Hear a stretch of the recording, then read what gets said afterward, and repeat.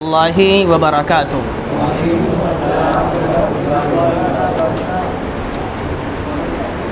نحمده ونصلي ونسلم على رسوله الكريم اما بعد فاعوذ بالله من الشيطان الرجيم بسم الله الرحمن الرحيم اولئك على هدى من ربهم واولئك هم المفلحون صدق الله المولانا العظیم۔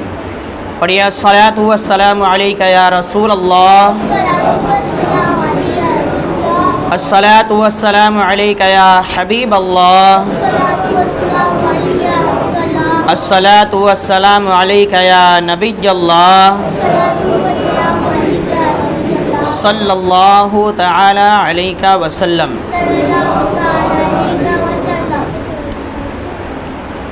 میرے پیارے آقا صلی اللہ تعالی علیہ وسلم کے پیارے دیوانوں، کل کی نشست میں سورہ بقرہ کی ابتدا کی 2 سے 3 آیتوں کے تعلق سے کچھ باتیں میں نے آپ کے سامنے پیش کیا تھا۔ اللہ رب العزت نے قرآن مقدس کو جس کے لیے نفع بخش فرمایا ہے، جس کے لیے ہدایت کا راستہ فرمایا ہے، ان کے لیے ایسے ہی نہیں فرما دیا بلکہ بہت ساری شرطیں اس کے لیے رکھی گئی ہیں۔ کوئی شخص یہ سوچے کہ بس قرآن ایسے ہی سب کے لیے ہدایت ہے تو ایسا نہیں ہے۔ اللہ نے فرمایا وہ انسان جس کے لیے قرآن فائدہ پہنچائے گا اس کو یہ کام کرنا پڑے گا، اور وہ سارے کام اللہ نے خود بیان کیے۔ سب سے پہلا کام بیان کیا کہ اس کا غیب پر ایمان ہونا چاہیے، یعنی بغیر دیکھے ہوئی میری قدرت کا انعقاد ہونا چاہیے، میری قدرت کے بارے میں اس کا عقیدہ ہونا چاہیے۔ بغیر دیکھے میرے محبوب کو رسول تسلیم کرنا پڑے گا، بغیر دیکھے جنت و دوزخ کو ماننا پڑے گا، بغیر دیکھے میدان محشر کو، حساب و کتاب کو ماننا پڑے گا۔ یعنی ساری چیزیں جو اللہ نے اپنی قدرت کے کرشمے کے لیے، اپنی قدرت کے اظہار کے لیے یا رسول اعظم صلی اللہ علیہ وسلم کی محبوبیت کو ثابت کرنے کے لیے ساری کائنات کو بنایا ہے، ہمیں بغیر دیکھے اس پر ایمان رکھنا پڑے گا، تب جا کے یہ قرآن ہمارے لیے ہدایت بنے گا۔ اور اگر ہمارا ایمان نہیں ہے، جیسے آج کچھ لوگوں کا ایمان نہیں ہے کہ ان کا یہ کہنا ہے کہ مرنے کے بعد کوئی زندہ نہیں ہوتا ہے، اس لیے جو کچھ کرنا ہے، موج مستی کرنا ہے، مزے لینا ہے دنیا میں کر لو، کیونکہ ایک مرتبہ مر جاؤ گے تو دوبارہ زندہ نہیں ہونا ہے۔ لیکن ہمارا عقیدہ کیا ہے کہ زندگی دی گئی ہے مرنے کے لیے، اور مریں گے ہم پھر اٹھنے کے لیے۔ یاد رکھیں، زندگی دی گئی ہے مرنے کے لیے، اور یہی وجہ ہے کہ اللہ کے رسول صلی اللہ علیہ وسلم نے دنیا کے بارے میں فرمایا الدنیا مزرعۃ الآخرہ، دنیا آخرت کی کھیتی ہے۔ آپ آئے ہیں کھیتی کرنے کے لیے، عیاشی کرنے کے لیے ہم نہیں آئے ہیں۔ ہم یہ سوچیں کہ یار چند دن کی زندگی ہے، کھاؤ پیو مست رہو، جیسے آج بہت سارے لوگ کہتے ہیں، تو حضور نے فرمایا نہیں، الدنیا سجن المؤمن و جنت الکافر، دنیا مومن کے لیے جیل ہے اور کافر کے لیے جنت ہے۔ اگر یہاں پر آرام چاہو گے تو وہاں پر تکلیف اٹھانا پڑے گا، اور یہاں تکلیف اٹھا کر اللہ کو راضی کر لو گے تو وہاں آرام ہی آرام ملنے والا ہے۔ تو دنیا آخرت کی کھیتی ہے، کہ مطلب کیا ہے؟ کھیتی جو لوگ کرتے ہیں یا جانتے ہیں انہیں پتہ ہوگا کہ ایک کسان بیچارہ دن رات محنت کرتا ہے، کھیتی میں بیج ڈالتا ہے، کھیت کو بار بار پانی دیتا ہے، رات میں 2 سے 3 مرتبہ جا کے جانوروں سے اس کو بچاتا ہے، پھر کہیں 6 مہینے کے بعد جا کے اس کو فصل ملتی ہے۔ مطلب یہ ہے کہ وہ بہت محنت کرتا ہے، تب جا کے اس کے پیچھے اس کو فصل ملتی ہے۔ ہمارے لیے دنیا کی مثال یہی ہے کہ ہم دنیا میں آئے ہیں محنت کرنے کے لیے۔ ہم جتنی محنت کریں گے یہاں سے جانے کے بعد اتنی اچھی فصل ہمیں ملے گی۔ کوئی کسان بیج ڈال کے آگے گھر پہ لیٹ جائے، نہ اس کو پانی دے، نہ جانوروں سے بچائے، اور 6 مہینے کے بعد سوچے میں جاؤں گا اور دبا کے فصل کاٹوں گا، تو زیرو پائے گا۔ وہ جب پانی ہی نہیں دے گا تو فصل اگے گی نہیں، اگر اگ بھی گئی تو جانوروں سے بچے گا نہیں۔ تو مطلب یہ کہ بیج تو ڈال دیا، محنت نہیں کیا تو فصل کچھ بھی نہیں ہے۔ اسی طریقے سے ہم اور آپ ایمان تو لے آئے، لیکن نیک اعمال نہیں کیے تو مرنے کے بعد کچھ بھی نہیں ہے۔ ایمان تو لے آئے، لیکن ایمان لانے کے بعد ایک محنت جو ہمیں کرنی تھی، کھیتی جو ہمیں کرنی تھی، کھیتی کا مطلب کیا ہے؟ نماز پڑھنا۔ کھیتی کا مطلب کیا ہے؟ روزہ رکھنا۔ کھیتی کا مطلب کیا ہے؟ قرآن کی تلاوت کرنا۔ کھیتی کا مطلب کیا ہے؟ صدقات و خیرات کرنا۔ کھیتی کا مطلب کیا ہے؟ اللہ کی راہ میں زکوٰۃ دینا۔ کھیتی کا مطلب کیا ہے؟ غریبوں کی مدد کرنا، پڑوسیوں کی مدد کرنا، سارے برے کام چھوڑ دینا اور سارے اچھے کام کی طرف اپنے قدم کو بڑھانا، یہی آخرت کی کھیتی ہے۔ اور جب یہ کھیتی یہاں پر کر کے جاؤ گے اور جب قیامت میں آنکھیں کھلیں گی، حساب و کتاب کا نمبر آئے گا تو نامہ اعمال دیکھو گے تو پتہ چلے گا ہم نے جو کھیتی کر کے آئے تھے آج اس کی فصل بڑی اچھی نظر آ رہی ہے۔ اور اگر ایمان تو لے آئے، اپنے آپ کو مسلمان تو کہتے رہے، لیکن پوری زندگی صرف آرام کرتے رہے، تو جب نامہ اعمال کھلے گا تو سوچو گے کھیتی تو کیا تھا لیکن اس کی حفاظت نہیں کی تھی، تو آج فصل بالکل خراب ہو چکا ہے۔ تو یہی مثال دنیا کی ہے ایک انسان کے لیے، کہ انسان دنیا میں آیا ہے آخرت کو سنوارنے کے لیے، آخرت کو سجانے کے لیے۔ اگر ہم یہ سوچیں کہ دنیا میں آرام کر لیں تو آخرت ہماری برباد ہو جائے گی۔ آخرت کو سنوارنا ہے تو دنیا میں محنت کرنا ہے۔ تو اللہ رب العزت نے فرمایا قرآن ہدایت ہے اس کے لیے جو غیب پر ایمان رکھے، یعنی بغیر دیکھے ایمان رکھتے ہوئے ساری چیزوں کو مان لے، اور اس کے بعد میں نماز قائم کرے، اللہ کی دی ہوئی چیز میں سے اللہ کی راہ میں خرچ کرے۔ وَبِالْآخِرَةِ هُمْ يُوقِنُونَ فرمایا، اور آخرت پر یقین رکھے۔ آخرت مطلب کہ مرنے کے بعد زندہ ہونا ہے، ایک دن قیامت کا دن آئے گا، حشر کا میدان ہوگا، حساب و کتاب ہوگا، یہ ساری چیزیں آخرت ہیں۔ اس پر ایمان ہونا چاہیے کہ ہاں یہ سب برحق ہے اور ہونے والا ہے، اور جنت و دوزخ کا فیصلہ ہونے والا، اس پر ہی بھی ایمان رکھنا چاہیے۔ جب اللہ نے فرما دیا یہ کام کر لو گے تو اب اس کا مزدہ سن لو، اس کی خوشخبری سن لو۔ اولئک علی ھدی من ربہم واولئک ھم المفلحون، وہی لوگ اپنے رب کی طرف سے ہدایت پر ہیں۔ کون لوگ؟ جو یہ کام کرتے ہیں، غیب پر ایمان رکھتے ہیں، نماز پڑھتے ہیں، اللہ کی دی ہوئی چیز میں سے خرچ کرتے ہیں، آخرت پر ایمان رکھتے ہیں۔ اولئک علی ھدی من ربہم، یہی لوگ تو ہیں جو ہدایت پر ہیں۔ وَأُولَئِكَ هُمُ الْمُفْلِحُونَ، اور یہی لوگ کامیاب بھی ہیں۔ کامیابی چاہیے تو ان چیزوں پر عمل کرنا پڑے گا۔ اب جو لوگ کامیاب ہیں ان کا تذکرہ تو ہو گیا، لیکن جو ان چیزوں پر ایمان نہ رکھے اس کے بارے میں اللہ فرماتا ہے إِنَّ الَّذِينَ كَفَرُوا سَوَاءٌ عَلَيْهِمْ أَأَنذَرْتَهُمْ أَمْ لَمْ تُنذِرْهُمْ لَا يُؤْمِنُونَ، بے شک وہ جن کی قسمت میں کفر ہے، یعنی انکار۔ ایک تو یہ ہے کہ جن کی قسمت میں غیب پر ایمان ہے، ایک وہ ہیں جن کی قسمت میں غیب کا انکار ہے۔ تو جو ایمان والا ہے، جو نماز والا ہے، جو خرچ کرنے والا ہے، جو آخرت پر ایمان رکھنے والا، اس کے بارے میں فرما دیا اولئک علی ھدی من ربہم واولئک ھم المفلحون۔ لیکن وہ لوگ جن کی قسمت میں کفر ہے، انہیں برابر ہے چاہے تم انہیں ڈراؤ یا نہ ڈراؤ۔ مطلب یہ کہ جو اللہ کا انکار کر چکے ان کو تم ڈراؤ یا نہ ڈراؤ انہیں اثر ہی نہیں کرے گا، کیونکہ جو اللہ کا انکار کرتا ہے جنت اس کے لیے دنیا ہی بن جاتی ہے۔ وہ دنیا میں آرام کرنا چاہتا ہے، اسے آخرت کا خوف نہیں ہوتا ہے۔ اس کو ڈراؤ یا نہیں ڈراؤ کوئی فرق نہیں پڑتا ہے، لیکن ڈرتا کون ہے؟ اللہ کے عذاب سے، آخرت سے، جہنم سے۔ جو ایمان لے آتا ہے وہ ڈرتا ہے، تو جو ڈرتا ہے اس کے لیے ہدایت ہے اور کامیابی ہے، اور جو نہیں ڈرتا جس کے لیے ڈرانا اور نہ ڈرانا سب برابر ہے، وہ ایمان لانے کے نہیں ہیں۔ انہیں کتنا بھی آپ کوشش کر لو، جن کی قسمت میں کفر لکھا ہوا ہے وہ ایمان نہیں لائیں گے، جن کی قسمت میں ہدایت لکھا ہوا ہے وہ کفر کو چھوڑ کر ایمان ضرور لائیں گے۔ لیکن جن کی قسمت میں کفر لکھ دیا گیا ہے کہ یہ ہدایت نہیں پانے والا، تو اب جیسا کہ میں نے بتایا تھا کہ ایسا نہیں ہے کہ جو کفر پر ہے وہ ایمان نہیں لا سکتا، ہر آدمی ایمان لا سکتا ہے، ہدایت پا سکتا ہے۔ لیکن وہ لوگ جو حضور کی شان میں گستاخی کر دیے ہیں، جو قرآن کی توہین کر چکے ہیں، ان کو ہدایت کی توفیق نہیں ملتی ہے، کیونکہ ان کے لیے فیصلہ ہو چکا ہے کہ وہ جہنمی ہیں، اور جہنمی ہے تو پھر ہدایت مل جائے گی تو جہنم سے چھوڑ کے انہیں جنت میں جانا پڑے گا، اس لیے انہیں جہنم میں جلنا ہے، عذاب ملنا ہے، اس لیے ایسے لوگوں کو ہدایت نہیں ملتی ہے۔ تو وہ لوگ جو کفر کر چکے یعنی اللہ کا انکار کر چکے، ان کو کتنا بھی ڈراؤ وہ ایمان لانے والے نہیں۔ ختم اللہ علی قلوبہم وعلی سمعہم وعلی ابصارہم غشاوہ وَلَهُمْ عَذَابٌ عَظِيمٌ، اللہ نے ان کے دلوں پر اور کانوں پر مہر لگا دی ہے۔ اللہ نے ان کے دلوں پر اور کانوں پر مہر لگا دی ہے۔ مطلب کیا؟ مہر کا مطلب یہ ہے کہ کفر کی مہر لگ چکی ہے ان کے دل پر، اب وہ ایمان نہیں لا سکتے۔ والا ابصارہم غشاوہ، اور والا سمعہم، ایسی مہر لگ گئی ہے کہ وہ حق بات کبھی بھی نہیں سن سکتے، سنیں گے تو انہیں اثر نہیں ہوگا۔ لیکن جن کے دلوں پر مہر نہیں ہے، جن کے کانوں پر مہر نہیں ہے، وہ حق بات سنتے ہیں تو وہ بات ان کے دلوں میں اتر جاتی ہے۔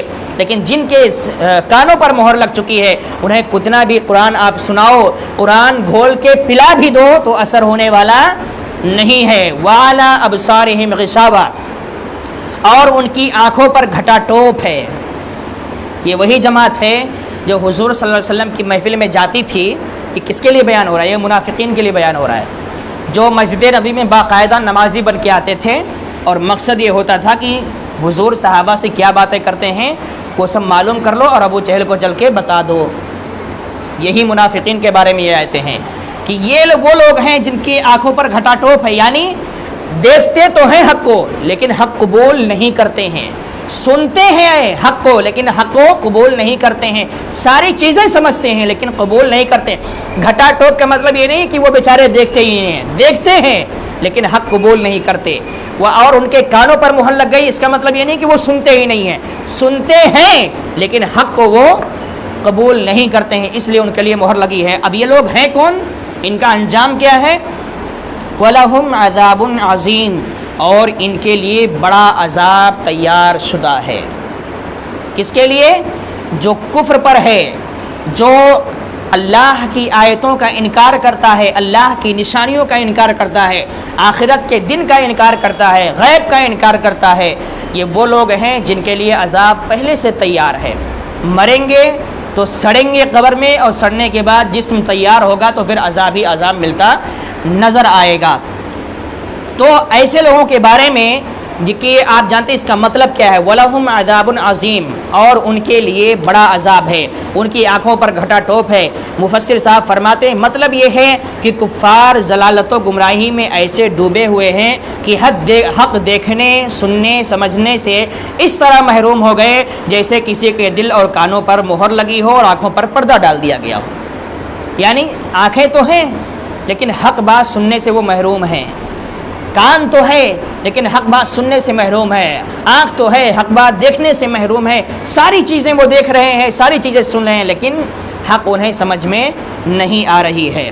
تو وہی لوگ ہیں جن کے لیے اللہ نے عذاب تیار کر رکھا ہے۔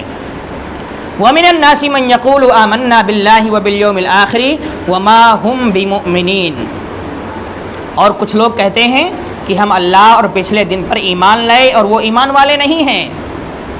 منافق اس کی صفت بیان کی جا رہی ہے کہ یہ حضور کی محفل میں جب جاتے تھے نالائق تو کہتے تھے ہم تو اللہ پر ایمان لانے والے ہیں، ہم قیامت پر ایمان لانے والے ہیں، لیکن اللہ فرماتا ہے حالانکہ وہ ایمان والے نہیں تھے، وہ منافق تھے، وہ ایک سازش کے تحت مسجد نبی میں آتے تھے اور حضور کی باتوں کو سن کے ابو جہل تک نقل کرتے تھے، کاپی کرتے تھے کہ حضور نے اپنے صحابہ سے یہ باتیں کی ہے۔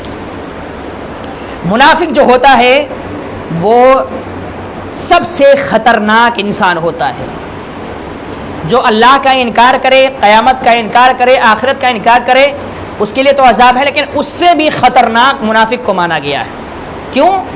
کیونکہ منافق جو ہے اس کی آخرت تو برباد ہے، وہ انسانیت کے لیے بھی خطرہ ہوتا ہے۔ انسانیت کے لیے خطرہ کس طور پر؟ ادھر کی ادھر اور ادھر کی ادھر کرنے سے دو انسانوں میں دشمنی کراتا ہے، مار پیٹ کراتا ہے، جھگڑے کراتا ہے، اس لیے منافق کو سب سے خطرناک مانا گیا ہے۔ اور آج بھی کچھ لوگ اس فطرت کے ہماری قوم میں موجود ہیں جو ادھر کی ادھر اور ادھر کی ادھر کرنے میں فخر محسوس کرتے ہیں، سوچتے ہیں ہم تو کمال کر دیے، اس کی نظر میں بھی میٹھے بن گئے، اس کی نظر میں بھی میٹھے بن گئے، اس کو اس کا دشمن بنا دیے، اس کو اس کا دشمن بنا دیے، اور دونوں کی نظر میں لڈو بن کے پھوٹ رہے ہیں، اور سوچ کیا رہے ہیں بڑا مزہ آ رہا ہے، دونوں جھگڑ رہے ہیں، اپنے کو تو بیچ میں مزہ آ رہا ہے۔ یہ بچلے لوگ جو ہوتے ہیں نا وہ ادھر کے ہوتے ہیں نہ ادھر کے ہوتے بیچارے، وہ جیسے آج بچلے ہیں ویسے قیامت میں بھی بچلے رہیں گے، لٹکے رہیں گے بیچ میں، نہ ادھر کا فیصلہ ہوگا نہ ادھر کا فیصلہ ہوگا۔ تو جو لوگ بیچ میں ہو کر دو انسانوں کو لڑاتے ہیں وہ خطرناک اس لیے ہے کہ اسلام کا سب سے بڑا پیغام انسانیت ہے، اور وہ انسانیت کا دشمن بن کے دو انسانوں کو لڑا رہا ہے، اس لیے وہ سب سے خطرناک مانا گیا ہے۔ اور آپ جانتے ہیں اللہ کے رسول صلی اللہ علیہ وسلم سے پوچھا گیا کہ یا رسول اللہ صلی اللہ علیہ وسلم، سب سے بہتر مسلمان اور سب سے بہتر انسان کون سا ہے، سب سے بہتر اسلام کیا ہے؟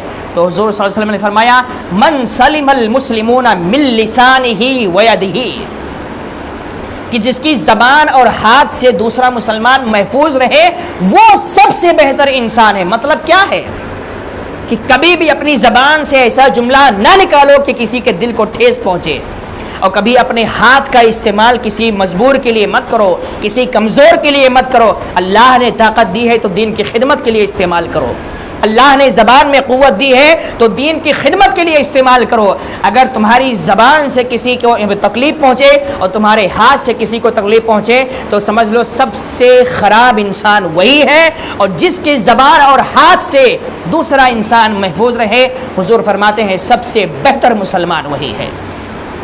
تو اس کو سمجھنے کی ضرورت ہے۔ جو لوگ ادھر کی ادھر کر کے دو مسلمانوں میں یا دو انسانوں میں جھگڑا لگا دیتے ہیں، لڑائی کراتے ہیں، دشمنی کراتے ہیں، وہ انسان اچھے نہیں ہیں، وہ تو بڑے خطرناک انسان ہیں، ان سے بچنا بہت ضروری ہے، ورنہ وہ اپنا بھی ایمان برباد کرتا ہے اور اپنے ساتھ ساتھ ہم ڈوبے تم کو بھی لے کے چلیں گے صنم والا مسئلہ ہو جاتا ہے، خود بھی ڈوبیں گے اور دو چار کو لے کے بھی ڈوبیں گے۔ ایسے لوگوں سے بچنا بہت ضروری ہے، اور ایسے لوگوں سے حتی الامکان جتنا ہو سکے احتراز اور پرہیز کرنا چاہیے، کیونکہ یہ لوگ ایمان کو بھی برباد کر دیتے ہیں۔ تو ان کی صفت، منافقین کی صفت بتائی جا رہی ہے کہ یہ جب آتے تو کہتے ہیں ہم تو ایمان لاتے ہیں اللہ پر، ہم آخرت پر ایمان لیتے ہیں، لیکن اللہ کہتا ہے وما ہم بمؤمنین، لیکن حقیقت میں وہ ایمان والے نہیں تھے۔ یخادعون اللہ والذین آمنوا، وہ کمینے کرتے کیا تھے؟ قریب فریب دیا چاہتے ہیں اللہ اور ایمان والوں کو۔ یخادعون اللہ والذین آمنوا، وہ مسجد نبوی میں آ کے یہ سب باتیں کہہ کے وہ کیا سوچتے تھے؟ ہم اللہ اور مسلمانوں کو دھوکہ دے رہے ہیں۔ وہ منافقین کیا سوچتے تھے؟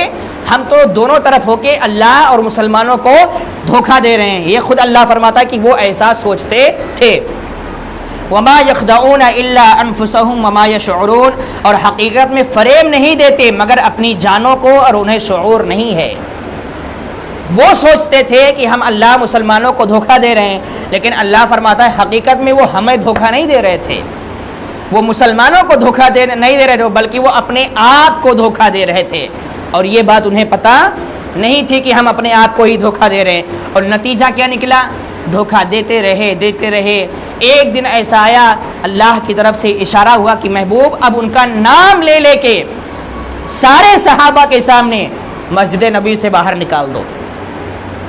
حضور کھڑے ہوئے اور نام لینا شروع کیا، فلاں فلاں فلاں فلاں، تم منافق ہو، مسجد سے باہر نکل جاؤ۔ کب تک چھپو گے؟ جب اللہ عیب کو ظاہر کرنا چاہے گا تو کوئی چھپا نہیں پائے گا، اور جب تک اللہ چھپانا چاہے گا کوئی اس کو ظاہر نہیں کر پائے گا۔ تو ہمارے عیبوں کو اگر اللہ چھپا رہا ہے تو ہمیں اس کا شکر ادا کرتے ہوئے اس کی بارگاہ میں توبہ کرنی چاہیے۔ ایسا نہ ہو کہ وہ گناہ چھپاتا جا رہا ہے اور ہم گناہ کرتے جا رہے ہیں، گناہ چھپاتا جا رہا ہے، ہم گناہ کرتے جا رہے ہیں۔ کب تک کریں گے ہم گناہ؟ ایک نہ ایک دن تو چور پکڑا ہی جائے گا، اور جب پکڑا جاتا ہے چور کیا کہتا ہے؟ پہلی بار کیا ہوں، ہم ہزاروں مرتبہ چوری کر چکا ہوتا ہے، لیکن جب پکڑا جاتا ہے تو کیا بولتا ہے؟ ہاں بس سر پہلی بار کیا ہوں، معاف کر دیجیے، اب آئندہ نہیں کروں گا۔ اور جب اس کی تلاشی لی جاتی ہے تو پتہ چلا کہ یہ تو چوروں کا بھی باپ نکلتا ہے۔ تو یہ وہ لوگ ہیں منافقین جو یہ سوچتے تھے کہ ہم حضور کو دھوکہ دے رہے ہیں، مسلمانوں کو دھوکہ دے رہے ہیں، ہم اللہ کو دھوکہ دے رہے ہیں، لیکن اللہ نے فرمایا ایسا کچھ بھی نہیں تھا۔ وہ اپنے آپ کو دھوکہ دے رہے تھے اور اپنے آپ کے لیے جہنم کا راستہ اور صاف کر رہے تھے۔ فی قلوبہم مرض فزادہم اللہ مرضا ولہم عذاب علیم بما کانوا یکذبون۔ فرماتا ہے ان کے دلوں میں بیماری ہے۔ کس کے دلوں میں؟ منافق۔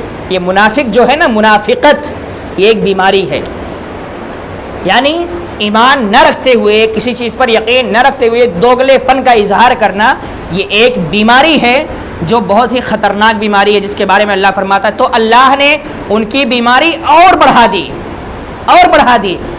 مجھے دھوکہ دینے آئے ہو، چلو دھوکہ دے ہو، دیکھتے ہیں ہم کتنا دھوکہ دے لیتے ہو، مسلمانوں کو دھوکہ دے گو، اللہ کے رسول کو دھوکہ دینے آئے ہو، دھوکہ دے کے دیکھو کتنا کامیاب ہوتے ہو۔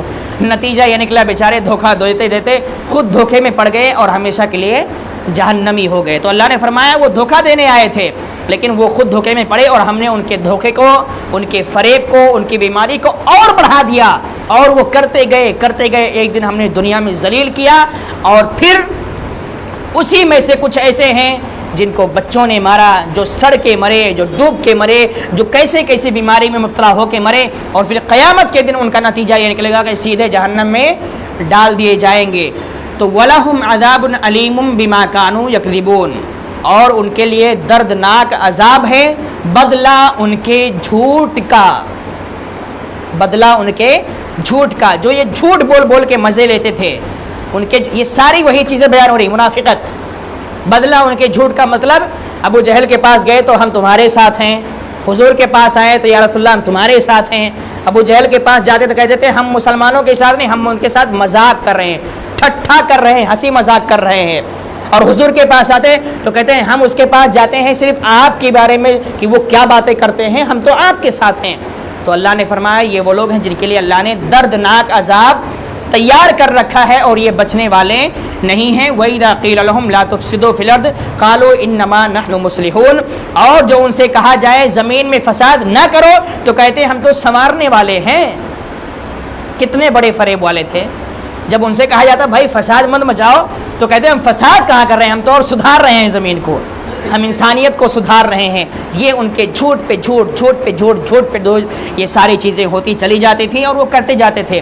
لیکن بہرحال اس بات کو ہمیشہ اپنے ذہن میں رکھیں کہ منافقین کی جو صفتیں اللہ نے قرآن مقدس میں بیان کی ہیں اور رسول اعظم صلی اللہ علیہ وسلم نے جو صفت بیان کی، ایک منٹ میں بیان کر کے بات کو ختم کروں۔ سب سے بڑی صفت منافق کی بیان کی گئی ہے جھوٹ، سب سے بڑی صفت جھوٹ۔ دوسری صفت امانت میں خیانت کرنا، امانت میں خیانت کرنا، اور ادھر کی بات ادھر، ادھر کی بات ادھر، جس کو کہتے ہیں چغل خوری۔ یہ کیا ہے؟ منافق کی پہچان حضور نے بتائی ہے۔ اور گالی گلوچ کرنا، یہ چار چیزیں ایسی، اس کے علاوہ بہت ساری صفتیں بیان کی لیکن یہ چار ایسی ہیں جو سب سے بڑی صفت ہے۔ اگر کوئی دن رات یہی کام کرتا ہے تو اس کو مسلمان کہنا بھی اپنی زبان کی توہین ہے۔